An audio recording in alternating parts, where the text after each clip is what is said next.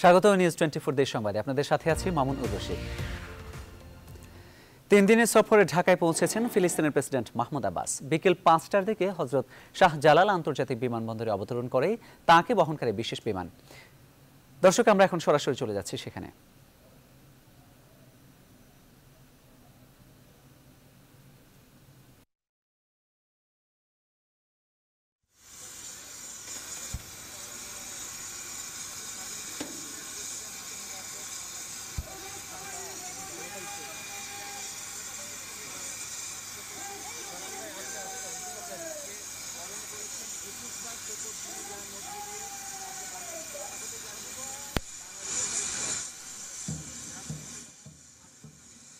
এই মুহূর্তে তারা অভিবাদন মঞ্চে আছেন। অভিবাদন মঞ্চের সামনে থেকে তিন বাহিনীর যে সশস্ত্র বাহিনী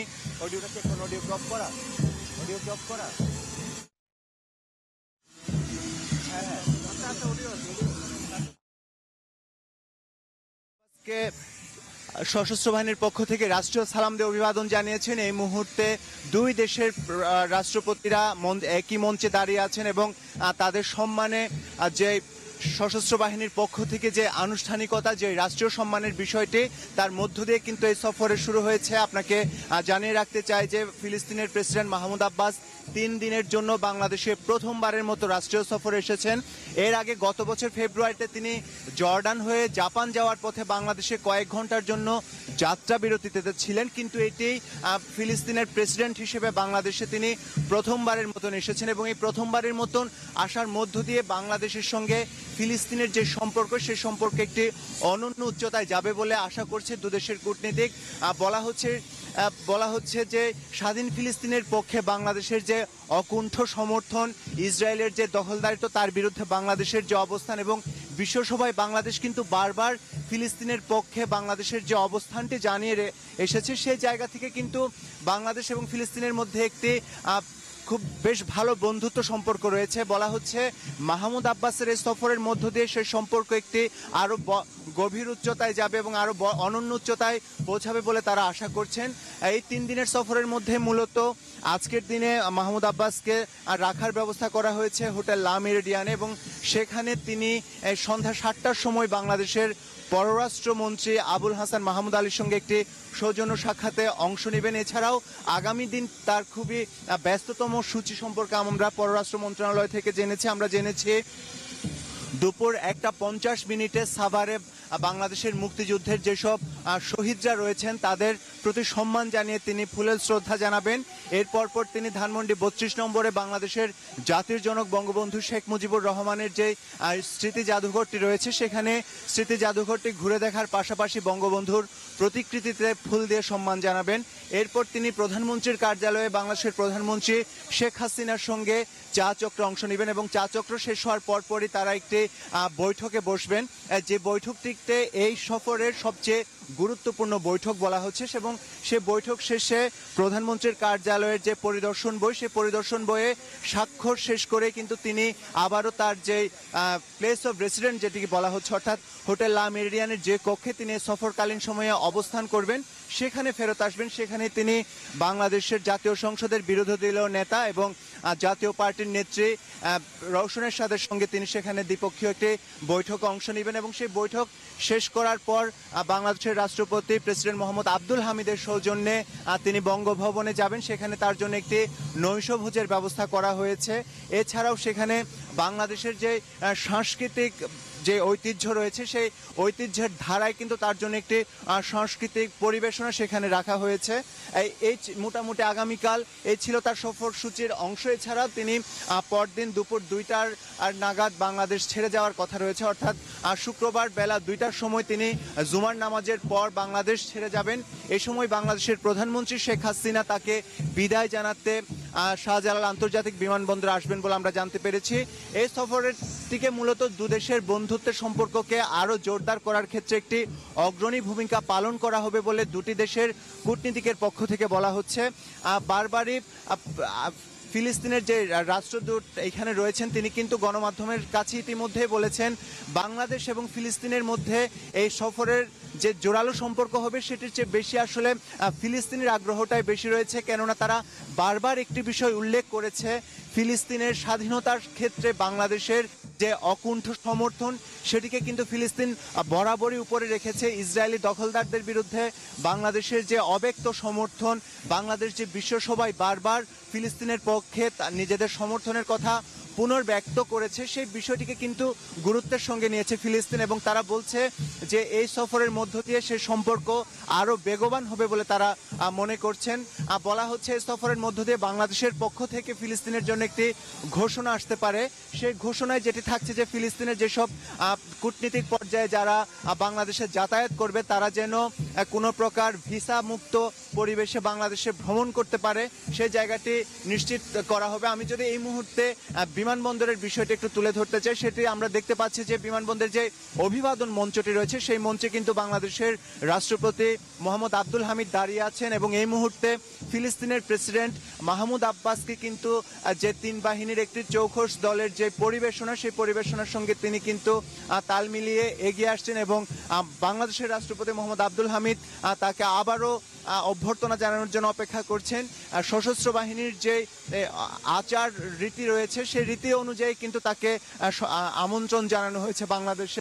মূলত বাংলাদেশের প্রেসিডেন্ট রাষ্ট্রপতি মোহাম্মদ আব্দুল হামিদের আমন্ত্রণে কিন্তু ফিলিস্তিনের প্রেসিডেন্ট মাহমুদ আব্বাস আজকে বাংলাদেশে এসেছেন এবং তার এই সফর 3 দিনের রাষ্ট্রীয় সফর। বলা হচ্ছে মাহমুদ আব্বাস এই প্রথমবারের মতন রাষ্ট্রীয় সফরে বাংলাদেশে এসেছেন, যদিও বা এর আগে ফিলিস্তিনের মুক্তিকামী মানুষের যে অবিসংবাদিত নেতা হিসেবে যে ইয়াসির আরাফাতকে চিহ্নিত করা হয়, তিনি কিন্তু বেশ কয়েকবার বাংলাদেশে এলেও মাহমুদ আব্বাস কিন্তু এই প্রথমবারের মতন এসেছেন এবং সশস্ত্র বাহিনীর আচার আনুষ্ঠানিকতা শেষে কিন্তু তিনি আবারও অভিবাদন মঞ্চের দিকে ফিরে গেছেন। আমরা দেখতে পাচ্ছি দুই দেশের রাষ্ট্রপতি এই মুহূর্তে একই মঞ্চে দাঁড়িয়ে আছেন এবং এখানকার সেই আনুষ্ঠানিকতা শেষ হওয়ার পরপরই কিন্তু ফিলিস্তিনের যে রাষ্ট্রপতি মাহমুদ আব্বাস তিনি কিন্তু সরাসরি চলে যাবেন হোটেল লা মেরিডিয়ানে, সেখানে বাংলাদেশের পক্ষ থেকে তার যে থাকার সেই ব্যবস্থাটি করা হয়েছে। এছাড়াও এই মুহূর্তে আমরা দেখতে পাচ্ছি দুজন রাষ্ট্রপতি মিলে কিন্তু দু দেশের যে কূটনৈতিক এবং মন্ত্রীরা এই সফরে অংশ নিয়েছেন তাদের সঙ্গে পরিচয় পর্বের জন্য কিন্তু নিয়ে যাচ্ছেন। আমরা যদি দূর থেকে লক্ষ্য করছি যে বাংলাদেশের পক্ষ থেকে বাংলাদেশের বেশ কয়েকজন সিনিয়র মন্ত্রীরা এখানে রয়েছেন, তার মধ্যে অর্থমন্ত্রী আবুল মাল আব্দুল মুহিতকে আমরা দেখতে পাচ্ছি, শিল্পমন্ত্রী আমির হোসেন আমুকে আমরা দেখতে পাচ্ছি, বাণিজ্যমন্ত্রী তোফায়েল আহমেদকে আমরা দেখতে পাচ্ছি, এছাড়া কৃষিমন্ত্রী মতিয়া চৌধুরী রয়েছেন, স্থানীয় সরকার মন্ত্রী ইঞ্জিনিয়ার খন্দকার মোশাররফ হোসেন রয়েছেন এবং পাশেই মুক্তিযুদ্ধ বিষয়ক মন্ত্রী আমরা দেখতে পাচ্ছি। এছাড়াও তাদের পক্ষ থেকেও কিন্তু বেশ কয়েকজন উচ্চপদস্থ কর্মকর্তা এবং প্রধান বিচারপতি সহ কিন্তু এই সফরে বেশ কয়েকজন অংশ নিচ্ছেন বলে আমরা জানতে পেরেছি এবং দুটি দেশের রাষ্ট্রপতি কিন্তু একে অপরের সঙ্গে এই দেশের শীর্ষ কূটনীতিক এবং মন্ত্রীদের সঙ্গে কিন্তু এই মুহূর্তে আলাপ পরিচয় করিয়ে দিচ্ছেন এবং এর মধ্য দিয়ে কিন্তু বিমানবন্দরে ফিলিস্তিনের রাষ্ট্রপতি মাহমুদ আব্বাসকে বরণ করে নেওয়ার যে প্রস্তুতি সেই প্রস্তুতি কিন্তু সম্পন্ন হতে যাচ্ছে। আমরা এরই মধ্যে দেখতে পাচ্ছি যে মোটর শোভাযাত্রা কিন্তু প্রস্তুত রয়েছে। এই মুহূর্তে পরিচয় পর্বটি শেষ হওয়ার পরপরে আমরা জানতে পেরেছি যে তাদেরকে মোটর শোভাযাত্রার মধ্য দিয়ে একজন রাষ্ট্রীয় অতিথিকে আসলে যেভাবে সর্বোচ্চ সম্মান জানানোর মধ্য দিয়ে যেভাবে তার আর থাকার জায়গাটি ঠিক করা হয়েছে হোটেল লা মেরিডিয়ানে, সেখানেই নিয়ে যাওয়া হবে বলে আমরা জানতে পেরেছি। তারপর সেখানে কিছুক্ষণ বিশ্রাম নেওয়ার পর সন্ধ্যা 7টার সময় বাংলাদেশের পররাষ্ট্রমন্ত্রী আবুল হাসান মাহমুদ আলী সেই হোটেলে আসবেন এবং সেই হোটেল কক্ষে কিন্তু তারা একটি দ্বিপাক্ষিক বৈঠকে মিলিত হবেন বলে আমরা জানতে পেরেছি এবং এই বৈঠকের মধ্য দিয়ে কিন্তু 3 দিনের যে রাষ্ট্রীয় সফর মাহমুদ আব্বাসের সেই সফরের প্রথম দিনটি কিন্তু এইভাবেই পার হবে। এছাড়া আগামীকালই তার 3 দিনের যে সফরসূচি তার মধ্যে সবচেয়ে ব্যস্ততম দিন, আর তারপর দিন আসলে শুক্রবার আমরা যেটি জানতে পেরেছি তিনি জুমার নামাজ আদায় করার পর বাংলাদেশ ছেড়ে যাবেন। বলা হচ্ছে এই সফরটি দুটি দেশের বন্ধুত্বের একটি নতুন মাইলফলক।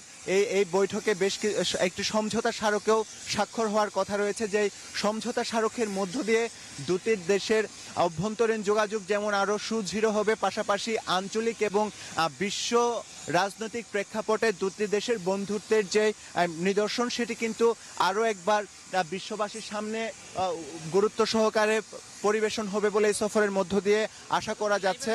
বলা হচ্ছে এই সফরকে মূলত ফিলিস্তিনের পক্ষ থেকেও কিন্তু এটিকে বেশ গুরুত্বের সঙ্গে নেওয়া হয়েছে, কেননা ফিলিস্তিন কিন্তু একটি প্রসঙ্গ বারবার টেনে আনছেন। বাংলাদেশে নিযুক্ত ফিলিস্তিনের যে রাষ্ট্রদূত রয়েছেন তিনি কিন্তু একটি প্রসঙ্গ বারবার বলেছেন। তিনি বলেছেন বিশ্বসভায় বাংলাদেশ বরাবরই ফিলিস্তিনের যে মুক্তিকামী মানুষ রয়েছে, স্বাধীনতাকামী মানুষ রয়েছে, সেই মানুষগুলোর পক্ষে কিন্তু বাংলাদেশ বরাবরই সমর্থন জানিয়ে এসেছেন। এবং বাংলাদেশও বলছে যে বাংলাদেশ আসলে ফিলিস্তিনের সঙ্গে দ্বিপক্ষীয় কোনো স্বার্থের জন্য এই সমর্থন জানিয়ে আসেনি। বাংলাদেশের যে সংবিধান, সেই সংবিধানের যে অনুচ্ছেদ পৃথিবীর যে নিপীড়িত মানুষের পক্ষে বাংলাদেশের আর পক্ষ নেওয়ার যে অবস্থান, সেই অবস্থানের কেন্দ্র করে কিন্তু বাংলাদেশ বরাবরই মুক্তিকামী ফিলিস্তিনিদের পক্ষে নিজেদের অবস্থান বারবার জানিয়ে এসেছেন। এবং বিশ্বসভায় অনেক শক্তিশালী দেশ ফিলিস্তিনের বিপক্ষে অবস্থান নিলেও কিন্তু বাংলাদেশ বরাবরই তাদেরকে সমর্থন জানিয়ে এসেছেন। এবং সেই সমর্থনের অংশ হিসেবে ফিলিস্তিনেও কিন্তু বাংলাদেশের প্রতি এক ধরনের অনুরক্ত রয়েছেন। এবং তারা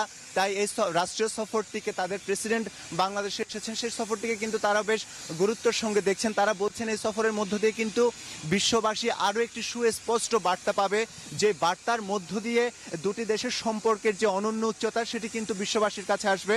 আপনারা যদি এই মুহূর্তে লক্ষ্য করেন তাহলে দেখতে পাবেন যে মোটর শোভাযাত্রার মধ্য দিয়ে কিন্তু দুই দেশের প্রেসিডেন্ট বিমানবন্দর ছেড়ে যাচ্ছেন। এবং এর মধ্য দিয়ে বিমানবন্দরে ফিলিস্তিনের প্রেসিডেন্ট মাহমুদ আব্বাসকে বরণ করে নেওয়ার যে আনুষ্ঠানিকতা, সেই আনুষ্ঠানিকতা কিন্তু শেষ হয়েছে। আমরা এই মুহূর্তে লক্ষ্য করছি বিমানবন্দর ছেড়ে যাচ্ছে রাষ্ট্রপতি আব্দুল হামিদ এবং ফিলিস্তিন রাষ্ট্রপতি মাহমুদ আব্বাসকে বহনকারী সেই গাড়িবহরটি। এবং আমরা যেটি জানি যে এখান থেকে বের হয়ে বাংলাদেশের রাষ্ট্রপতি আব্দুল হামিদ সরাসরি চলে যাবেন তার সরকারি বাসভবন বঙ্গভবন, এবং মাহমুদ আব্বাস যাবেন হোটেল লা মেরিডিয়ান, এবং সেখানে তার জন্য থাকার ব্যবস্থা করা হয়েছে। এবং সেখানে কিছুক্ষণ বিশ্রামের পরপরই বাংলাদেশের পররাষ্ট্রমন্ত্রী আবুল হাসান মাহমুদ আলী সেখানে আসবেন। সেখানে আসার পর ফিলিস্তিনের প্রেসিডেন্টের সঙ্গে তিনি একটি দ্বিপক্ষীয় বৈঠকে বসবেন। দুটি দেশের সম্পর্ক উন্নয়নে, দুটি দেশের সম্পর্ক জোরদার করার ক্ষেত্রে তারা কথা বলবেন বলে সেই বৈঠকে আমরা জানতে পেরেছি। আমরা শুরুতে যেটি দেখেছি যে পাঁচটা বাজার খানিকক্ষণ আগে কিন্তু মাহমুদ আব্বাসকে বহনকারী বিশেষ বিমানটিকে আমরা দেখেছি এসেছে, এবং সেটি আসার সঙ্গে সঙ্গে 21 বার তোপধ্বনি দেওয়ার মধ্য দিয়ে কিন্তু তাকে স্বাগত জানানো হয়েছে বাংলাদেশে। এরপর বাংলাদেশের প্রেসিডেন্ট তাকে বরণ করে নেওয়ার মধ্য দিয়ে সশস্ত্র সালাম দেওয়ার মধ্য দিয়ে কিন্তু এই আনুষ্ঠানিকতা শেষ হলো। তানজির, আপনাকে ধন্যবাদ। দর্শক, প্রথমবার মতো 3 দিনের রাষ্ট্রীয় সফরে বাংলাদেশে এসেছেন ফিলিস্তিন প্রেসিডেন্ট মাহমুদ আব্বাস। হযরত শাহজালাল আন্তর্জাতিক বিমানবন্দরে তাকে অভ্যর্থনা জানান বাংলাদেশের রাষ্ট্রপতি মোহাম্মদ আব্দুল হামিদ। সহকর্মী তানজির মেহেদির মাধ্যমে সরাসরি দেখছিলেন সেই অনুষ্ঠান। যাচ্ছি খবরের পর প্রসঙ্গে। ভূমি মন্ত্রণালয়ের সড়ক জালিয়াতির ঘটনায় সিলেটের ব্যবসায়ী রাগিব আলী ও তাঁর ছেলে আব্দুল হাইয়ের বিরুদ্ধে রায় ঘোষণা করা হবে আগামীকাল। আজ দুপুরে সিলেটের মুখ্য মহানগর হাকিম সাইফুজ্জামান হিরোর আদালতে মামলার যুক্তিতর্ক শেষে রায়ের দিন ঠিক করেন আদালত। গত বছর 14 ডিসেম্বর আলোচিত এ মামলার সাক্ষ্য গ্রহণ শেষ করা হয়।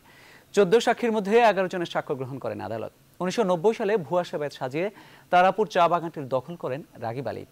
আত্মসাতের প্রক্রিয়ায় রাগিব আলী ও তার ছেলে আব্দুল হাই ভূমি মন্ত্রণালয়ের স্মারক জাল করেন বলে অভিযোগ এনে 2005 সালের 27 সেপ্টেম্বর স্বাক্ষর জালিয়াতির মামলা হয় কোতোয়ালি থানায়। রাগিব আলী সহ আরও 6 জনের বিরুদ্ধে আরেকটি প্রতারণা মামলা আদালতে বিচারাধীন রয়েছে।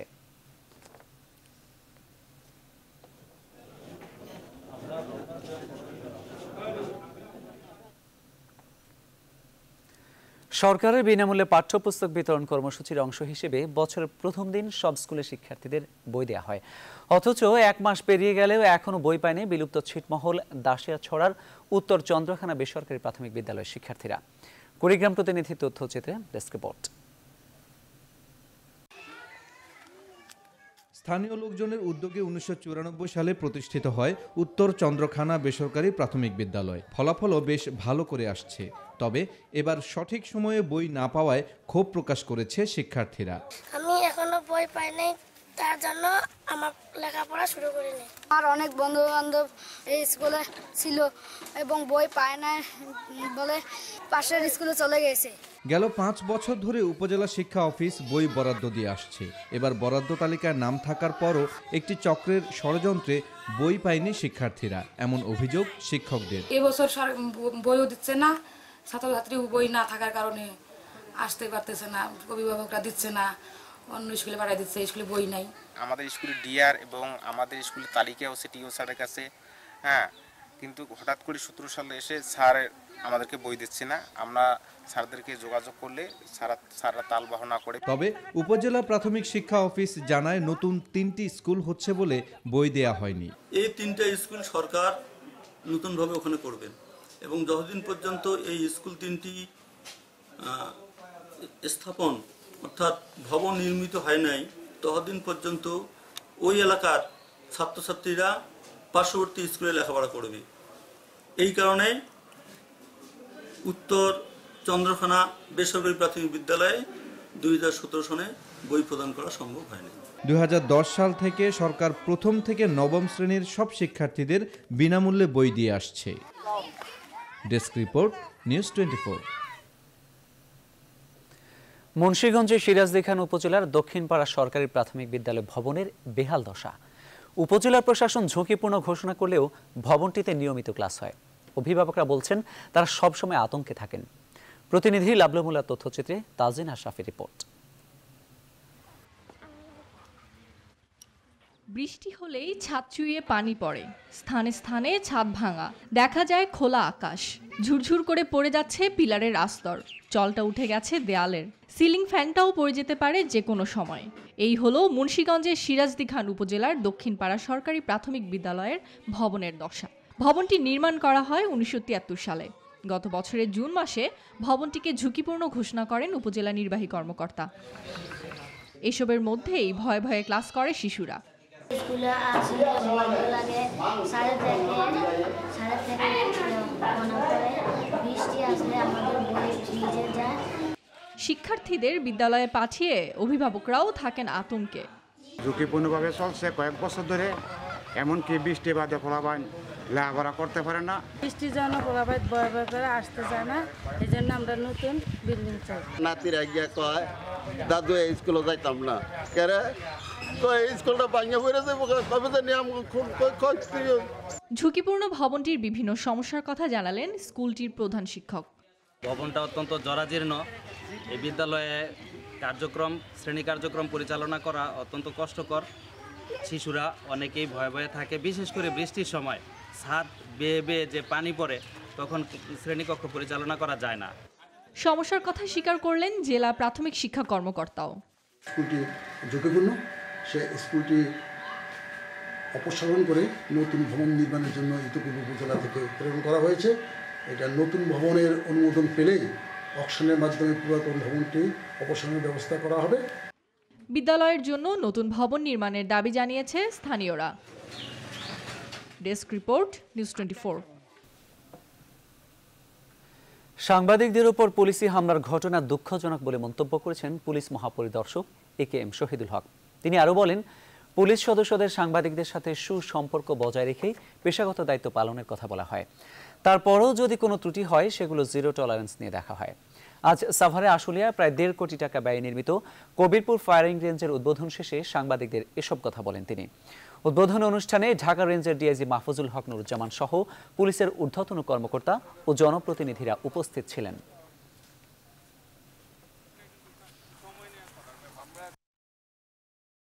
এই ধরনের অপ্রীতিকর ঘটনা খুব দুঃখজনক। আমরা সবসময় আমাদের পুলিশ সদস্যদের বারবার বলি যে সাংবাদিক যারা তারা তো জনগণের জন্য কাজ করে এবং সকল কর্মকাণ্ড, সরকারি কর্মকাণ্ড, বিভিন্ন প্রতিষ্ঠানের কর্মকাণ্ড এগুলি তো মিডিয়ার মাধ্যমেই জনসম্মুখে আসে, দেশে বিদেশে আসে।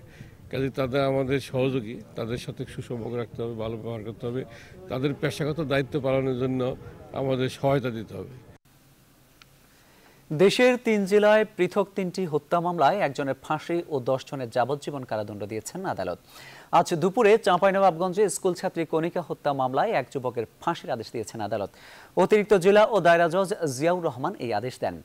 2016 সালের 27 মে স্কুল ছাত্রী কণিকা ঘোষকে কুপিয়ে হত্যা করে বখাটে আব্দুল মালিক। হবিগঞ্জের আলোচিত স্কুল ছাত্র তৌকির হত্যা মামলায় 5 আসামির যাবজ্জীবন কারাদণ্ডের আদেশ দিয়েছেন আদালত। অতিরিক্ত জেলা ও দায়রা জজ মাফরোজা পারভিন এই আদেশ দেন। দণ্ডপ্রাপ্তদের মধ্যে 3 জন এখনও পলাতক রয়েছে। এছাড়া লক্ষ্মীপুরের কৃষক আব্দুল মান্নান হত্যা মামলায় 5 জনের যাবজ্জীবন কারাদণ্ড দিয়েছেন আদালত।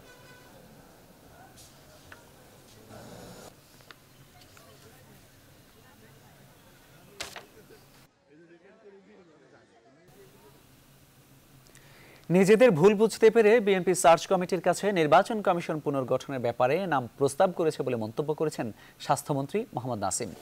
বুধবার খুলনায় শেখ আবু নাসের হাসপাতালের আইসিইউ সেবা, প্লাস্টিক সার্জারি ও বার্ন ইউনিটের উদ্বোধন শেষে গণমাধ্যম কর্মীদের কাছে এই মন্তব্য করেন তিনি। এই সময় তিনি আরও বলেন, রাষ্ট্রপতি গঠিত নির্বাচন কমিশন এবং প্রধানমন্ত্রী শেখ হাসিনার অধীনেই আগামী নির্বাচন অনুষ্ঠিত হবে।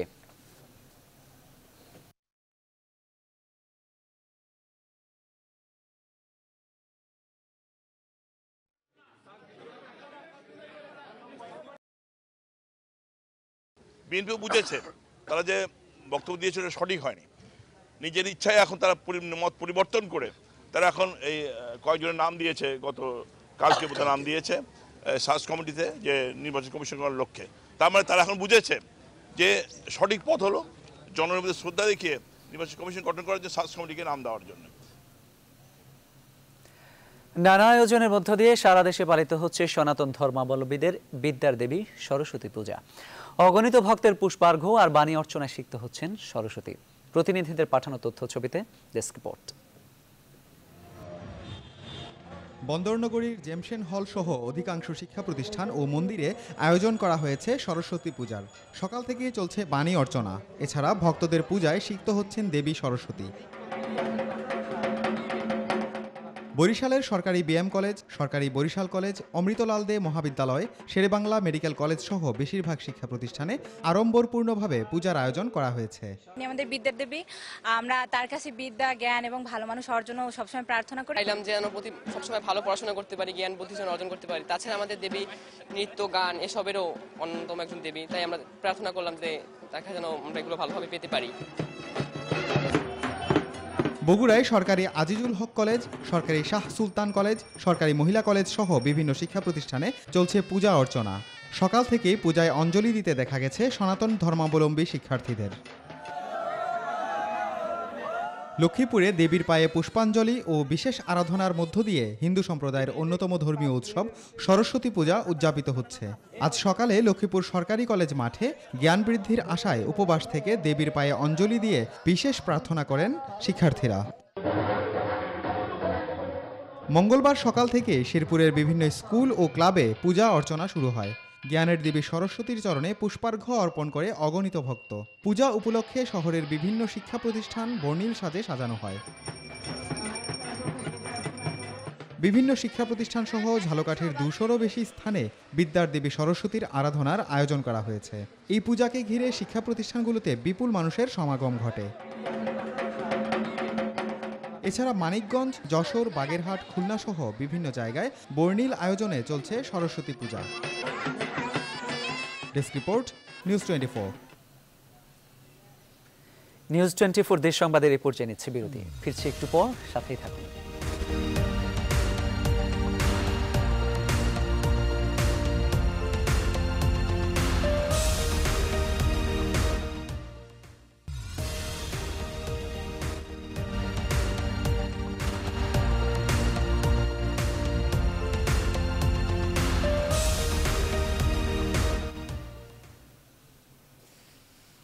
বিরতির পর আবারও স্বাগত। দেখছেন নিউজ 24 দেশ সংবাদ। রংপুর ও মাগুরায় পুলিশের সঙ্গে বন্দুকযুদ্ধে 3 জন নিহত হয়েছেন। নিহত 3 জনই ডাকাত বলে দাবি করেছে পুলিশ। পুলিশ জানায়, বুধবার ভোরে রংপুরের তারাগঞ্জ সৈয়দপুর মহাসড়কে ডাকাতের প্রস্তুতি নেয় একদল ডাকাত। পরে খবর পেয়ে পুলিশ ঘটনাস্থলে উপস্থিত হলে পুলিশের সঙ্গে ডাকাত দলের বন্দুকযুদ্ধ হয়।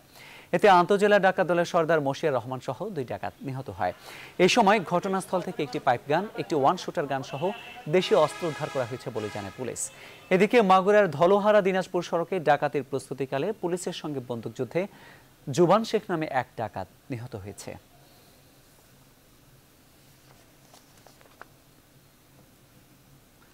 পাঁচ মাসের বকেয়া সহ প্রতি মাসের 5 তারিখের মধ্যে নিয়মিত বেতন প্রদান, প্রাইভেট ফান্ডের অর্থ বরাদ্দ, বেতন বৈষম্য দূরীকরণের দাবিতে 3 ঘন্টার কর্মবিরতি পালন করেছে বরিশাল সিটি কর্পোরেশনের কর্মকর্তা কর্মচারীরা। বিভিন্ন বিভাগীয় প্রধান সহ অন্যান্য কর্মকর্তা কর্মচারীরা তাদের দাপ্তরিক কাজ ফেলে কর্মবিরতি শুরু করেন। এ সময় তারা নগর ভবন চত্বরে জড়ো হয়। আন্দোলনকারীরা জানান, নিয়মিত কাজ করার পরও বেতন না পাওয়ায় পরিবার পরিজন নিয়ে মানবেতর জীবনযাপন করছেন তারা। পরবর্তীতে আরও কঠোর কর্মসূচি দেওয়ারও হুঁশিয়ারি দেন তারা।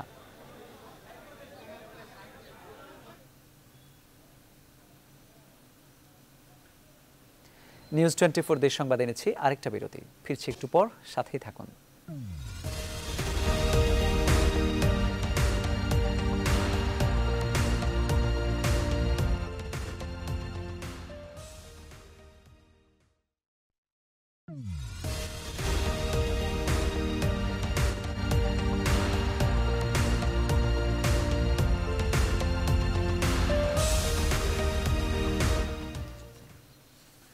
স্বাগত আরেকবার, দেখছেন নিউজ 24 দেশ সংবাদ।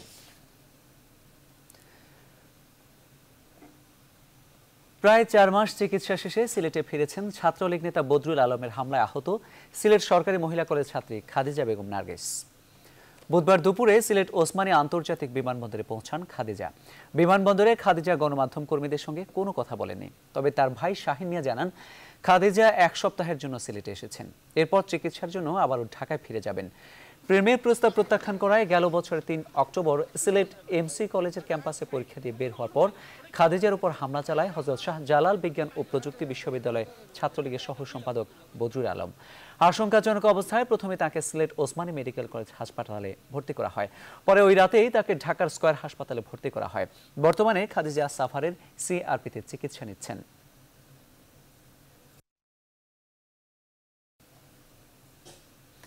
এই ছিল নিউজ 24 দেশ সংবাদের আজকের আয়োজন। এরপর দেখবেন নিউজ 24 আন্তর্জাতিক। এতক্ষণ সঙ্গে থাকার জন্য সবাইকে ধন্যবাদ।